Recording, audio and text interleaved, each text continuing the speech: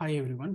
ఈరోజు మనము ఎక్లిప్స్ ఐడిని ఎట్లా మనం ఇన్స్టాల్ చేయాలని చెప్పేసి చూద్దాము. సో అలానే మనం ఇన్స్టాల్ చేసిన తర్వాత ఒక హెలో వరల్డ్ ప్రోగ్రామ్ అయితే ఎక్లిప్స్ ఐడిలో రన్ చేసి ఎగ్జిక్యూట్ అయితే చేద్దాం. సో ప్రజెంట్ అయితే ఫస్ట్ మనము ఎక్లిప్స్ వెబ్సైట్కి వెళ్ళి మనము ఎక్లిప్స్ ఐడిని అయితే మనం download. First of all we need to go for Eclipse organization website, and there we need to download. So this is the link where we can download the Eclipse package. So I will provide this link in the description. And so we can see after hitting the URL, so మనం ఇక్కడ ఏందైతే Eclipse IDE for Java EE developers అని మనము ఒక option అయితే చూస్తాము. So దీంట్లో మనకి ఏంటంటే విండోస్ డిఫరెంట్ ఆపరేటింగ్ సిస్టమ్ యొక్క లింక్స్ అయితే ఉన్నాయి. ప్రెసెంట్ అయితే నేను విండోస్ ఆపరేటింగ్ సిస్టంలో నేను ఎక్లిప్స్ అయితే నేను డౌన్లోడ్ చేస్తున్నాను. సో దానికి నేను ఫస్ట్ ఈ లింక్ అయితే నేను క్లిక్ చేస్తాను. సో ఎందుకంటే నాది 64 బిట్ కాబట్టి.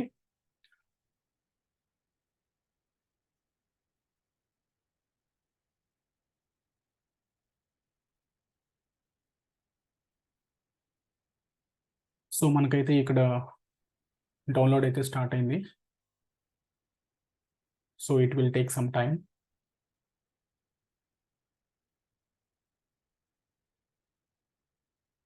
సో మనకి డౌన్లోడ్ అయితే కంప్లీట్ అయిపోయింది. ఐడి యొక్క ప్యాకేజ్ అనేది మనకి డౌన్లోడ్ అయిపోయింది. సో మనం ఇప్పుడైతే ఈ డౌన్లోడ్స్ ఫోల్డర్లోకి వెళ్దాం. సో ఈ వన్స్ మనకి డౌన్లోడ్ అయిపోయిన తర్వాత దీన్ని నేను సెగ్రిగేట్ చేసుకోవడానికి ఒక సాఫ్ట్వేర్స్ ఫోల్డర్ అయితే నా సిస్టంలో నాకు గుర్తుండే విధంగా ఒక సాఫ్ట్వేర్స్ ఫోల్డర్ క్రియేట్ చేసుకొని ఈ ప్యాకేజ్ని అయితే నేను అక్కడికి మూవ్ అయితే చేసుకుంటున్నాను. సో ఫస్ట్ దానికి నేను ఏం చేస్తానంటే I will go to that softwares folder, and here I have Eclipse folder. So inside Eclipse I will move that package. So already నేను ఆ ప్యాకేజ్ని అయితే మూవ్ చేసేసాను. సో ఇప్పుడు మనం ఏం చేయాలంటే ఈ ఫైల్ మీద రైట్ క్లిక్ ఇచ్చేసి మనము ఎక్స్ట్రాక్ట్ అయితే చేయాలి.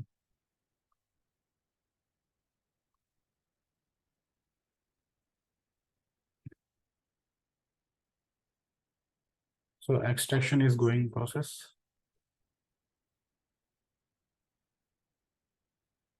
సో ఫైల్ అయితే మనకి ఎక్స్ట్రాక్ట్ అయితే అవుతుంది. సో ఎక్స్ట్రాక్షన్ అయితే మనకి కంప్లీట్ అయిపోయింది. సో ఇప్పుడు మనకి ఒక ఫోల్డర్ అయితే జనరేట్ చేసింది ఎక్లిప్స్ అని. సో మనం ఈ ఎక్లిప్స్ ఫోల్డర్ని ఓపెన్ చేయాలి. ఓపెన్ చేసిన తర్వాత మనకి ఇక్కడ ఐకాన్ అయితే కనిపిస్తుంది, ఎక్లిప్స్ ఐకాన్. సో మనం ఏంటంటే దీన్ని డబుల్ క్లిక్ ఇచ్చేసి అప్లికేషన్ అయితే రన్ చేయాలి. సో మనకి ఏంటంటే ఇప్పుడు మనకి ఇట్లా అప్లికేషన్ అయితే ఓపెన్ అవుతుంది. సో నేను డౌన్లోడ్ చేస్తున్న ఎక్లిప్స్ ఐడిఈ వర్షన్ వచ్చేసి ఆక్సిజన్. సో మనం ఇక్కడ కనుక వర్షన్ చూసినట్లయితే ఆక్సిజన్ అని మనకు కనిపిస్తుంది.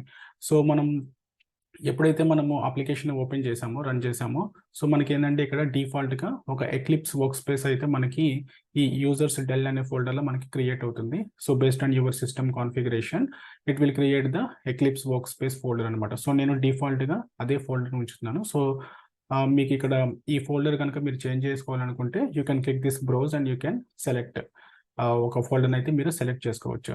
సో ప్రెసెంట్ అయితే నేను డిఫాల్ట్ లొకేషన్ అయితే వెళ్తున్నాను. సో నేను ఇక్కడ లాంచ్ బటన్ అయితే క్లిక్ చేస్తున్నా.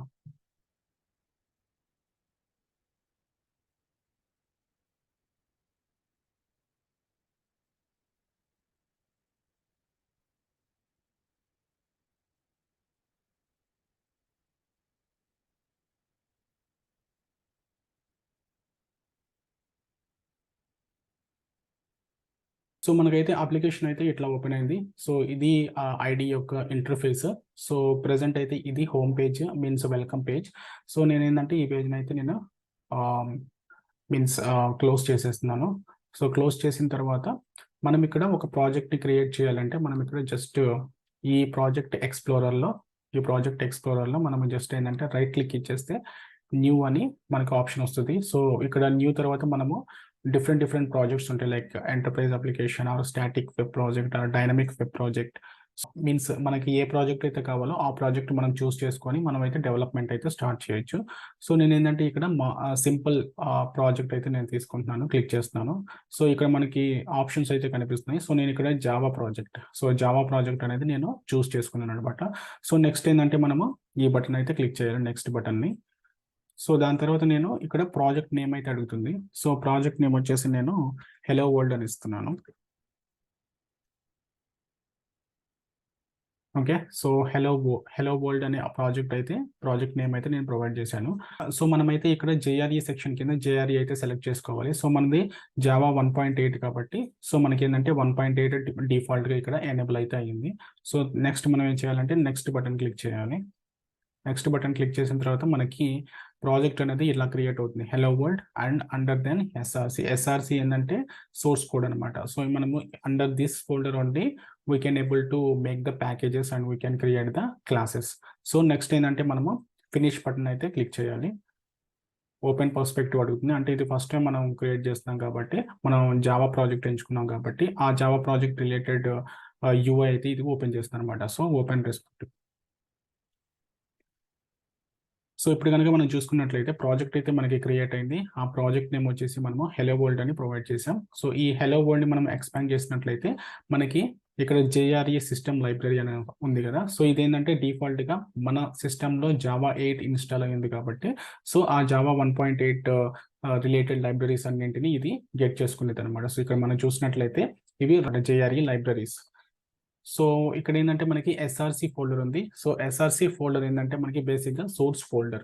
సో ఈ సోర్స్ ఫోల్డర్లోనే మనము జావా క్లాసెస్ అనేవి మనము రాస్తామన్నమాట. సో బేసిక్గా మనము ఒక క్లాస్ని క్రియేట్ చేయాలంటే ఫస్ట్ స్టెప్ మనం ఏం చేయాలంటే ఒక ప్యాకేజ్ అనేది క్రియేట్ చేయాలి.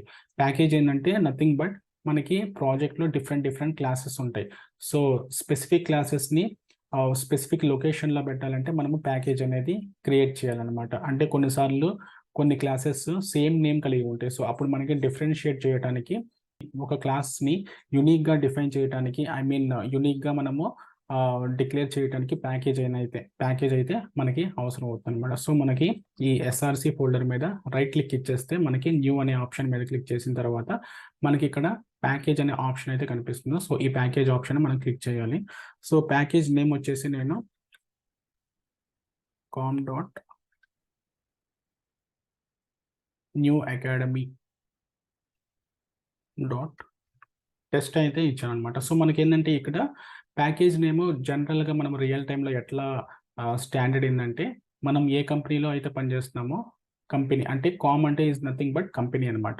సో దాని తర్వాత మనం ఏ కంపెనీలో అయితే పనిచేస్తున్నామో ఆ కంపెనీ యొక్క నేమ్ అనేది ప్రొవైడ్ చేయాలన్నమాట.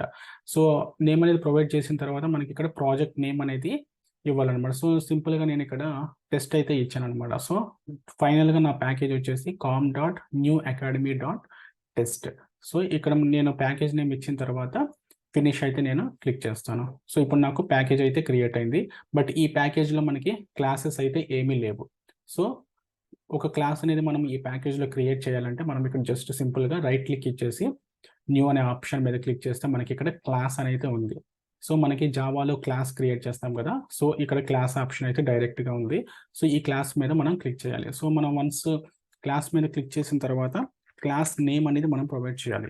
సో హెలో వరల్డ్ అనమాట. సో క్లాస్ యొక్క నేమ్ అయితే నేను హెలో వరల్డ్ ఇచ్చాను. క్లాస్కి మనము యాక్సెస్ మాడిఫైర్ ప్రొవైడ్ చేస్తాం కదా. సో బై డిఫాల్ట్గా పబ్లిక్ అనేది ఉండేది అనమాట. సో నేను దాన్ని డిఫాల్ట్గా ప్రొవైడ్ చేస్తాను అనమాట. సో ఇక్కడ మెయిన్ మెథడ్ మనకు కావాలి కాబట్టి ఇక్కడ నేను ఈ చెక్ బాక్స్ని public static void main string array args అంటే మనం ఈ చెక్ బాక్స్ కనుక మనం క్లిక్ చేసినట్లయితే మెయిన్ మెథడ్ క్లాస్తో ఆటోమేటిక్గా జనరేట్ అయిపోతుంది అనమాట. సో ఆ చెక్ బాక్స్ నేను క్లిక్ చేసిన తర్వాత నేను ఇక్కడ ఫినిష్ అనే ఆప్షన్ అయితే నేను క్లిక్ చేస్తున్నాను. ఇప్పుడు నాకు క్లాస్ అయితే క్రియేట్ అయిపోయింది. ఇప్పుడు కనుక మీరు చూసుకున్నట్లయితే ఇంతకుముందు మనము మాన్యువల్గా ఒక ప్రోగ్రామ్ని నోట్ప్యాడ్లో నోట్ప్యాడ్లో ఒక ప్రోగ్రామ్ ఎట్లా అయితే రాసామో సో మనకి అదే విధంగా క్లాస్ అనేది జనరేట్ అయిపోయింది అనమాట. మీరు కనుక చూసుకున్నట్లయితే public class hello world and including main method. So ఎందుకంటే మనం మెయిన్ మెథడ్ కావాలని చెప్పేసి మనం చెక్ బాక్స్ క్లిక్ చేసాం కదా, అందుకని మనకి ఆటోమేటిక్గా మెయిన్ మెథడ్ కూడా మనకి క్రియేట్ అయిపోయింది అనమాట. సో ఇప్పుడు నేను ఇక్కడ ఏం చేస్తానంటే ఈ లైన్ తీసేసి ఒక సిసోట్ అయితే ఇస్తాను అనమాట. system.out.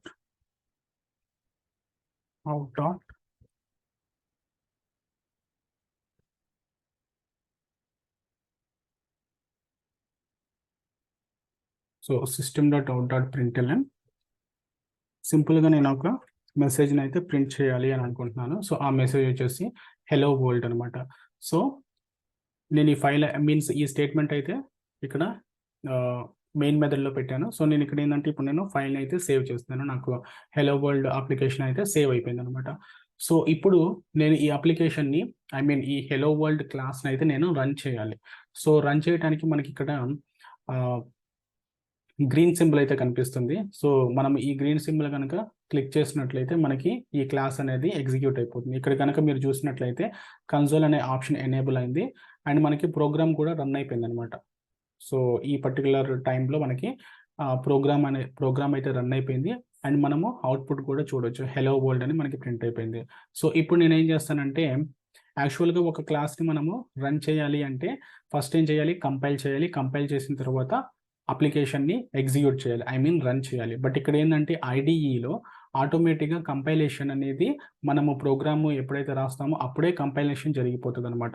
ఏమన్నా ఎర్రర్స్ ఉంటే మనకి ఇక్కడే ఎర్రర్స్ చూపిస్తుందనమాట. ఫర్ ఎగ్జాంపుల్ నేను ఇక్కడ ఈ సెమీకోలన్ ఇదైతే తీశాను. సో, ఇప్పుడు మనకేందంటే కంపైలర్ ఆటోమేటిక్‌గా ఇక్కడ ఎర్రర్‌ని ఫైండ్ ఔట్ చేసి మనకి ఇక్కడ ఇన్ఫర్మేషన్ లాగా చూపిస్తుంది.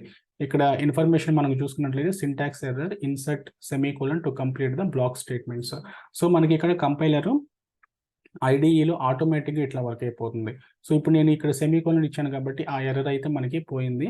సో, ఇప్పుడు మనము కంట్రోల్ సేవ్ చేసేసి మనం అప్లికేషన్‌ని ఇక్కడ జస్ట్ క్లిక్ చేస్తే మనకి అప్లికేషన్ అనేది రన్ అయిపోయి మనకి స్టేట్మెంట్ అనేది ఎగ్జిక్యూట్ అయింది.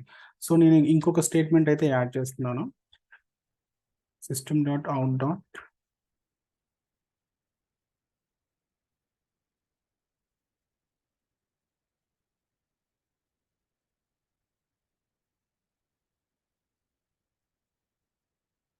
హెలో వరల్డ్ 2 అని ఇచ్చాను. సో, నేను ఏ మీన్స్ ఒక స్టేట్మెంట్‌ని నేను యాడ్ చేశాను కాబట్టి again I need to save the program. So, control S కొడితే మనకి ప్రోగ్రామ్ అనేది సేవ్ అయిపోతుంది. అగైన్ మళ్ళీ ఈ క్లాస్‌ని మనం ఎగ్జిక్యూట్ చేయాలంటే మళ్ళీ ఇక్కడ రన్ బటన్ మనకి కనిపిస్తుంది కాబట్టి ఈ రన్ బటన్ మనం క్లిక్ చేస్తాం. సో, వన్స్ మనం రన్ బటన్ క్లిక్ చేసిన తర్వాత మనకి ఈ కన్సోల్ ఆప్షన్‌లో అవుట్‌పుట్ అనేది ప్రింట్ అయిపోతుందనమాట. సో, ఈ విధంగా మనము ఎక్లిప్స్ ఐడీఈలో ఒక జావా అప్లికేషన్‌ని క్రియేట్ చేసి దాంట్లో మనము ప్యాకేజ్ క్రియేట్ చేసేసి క్లాసెస్‌ని ఇట్లా మనం ఎగ్జిక్యూట్ చేసుకోవచ్చనమాట. సో, మనకిక్కడ ఏందంటే డెవలప్‌మెంట్ చాలా ఈజీగా ఉండిద్ది. మాన్యువల్ ప్రాసెస్ ఏమీ ఉండదు. జస్ట్ మనము కంపైలర్ ఆటోమేటిక్‌గా ఇక్కడే మనం ఎప్పుడైతే ప్రోగ్రామ్ రాస్తామో అప్పుడే అది కంపైలేషన్ అవంతా చెక్ చేసుకొని మనకి ఎర్రర్స్ అయితే ఎర్రర్స్ లేకపోతే నో ఎర్రర్స్ అని చెప్పేసి మనకి కనిపిస్తుందనమాట. సో, మనం ఏందంటే ఈజీగా మనము అప్లికేషన్ అయితే రన్ చేసుకోవచ్చు.